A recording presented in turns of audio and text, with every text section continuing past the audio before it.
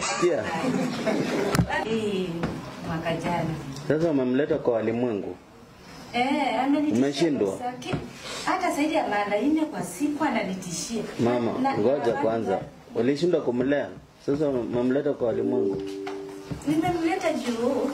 Hata nasikia kama mtu anakutishia kukua hata kama ni. Sasa mimi nampatia free bond na contact person.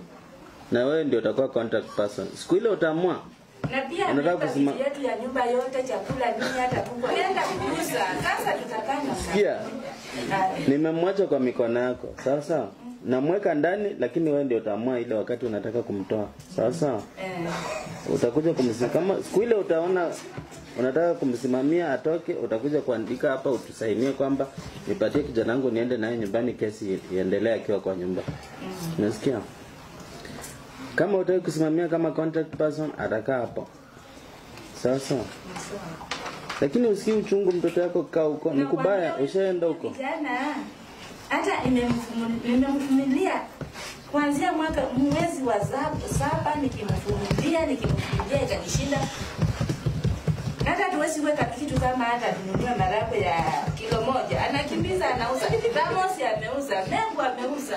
Na ananitishia kuniua. Siwezi muuliza, siwezi mkataza chakula. Ni yeye anapakua ya kwanza na bani kazi kwa nyumba. Jua tumwezi muongelesha tuna. Akijua nimemaliza kupika, anachukua sahani anajipakulia tukinyamaza. Sasa uniambie nirudi na yeye ndani. Wewe sikumwachili. Nampatia personal bond yes lakini contact person ni wewe. Umesikia? Mimi mama. Wewe mama yake.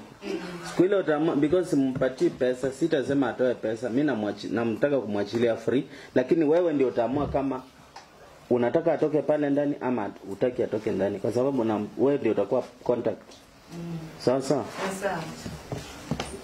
Utakuja siku ile utakubali kusign kwamba wewe ni contact person, utamwachilia. Ukikataa kusign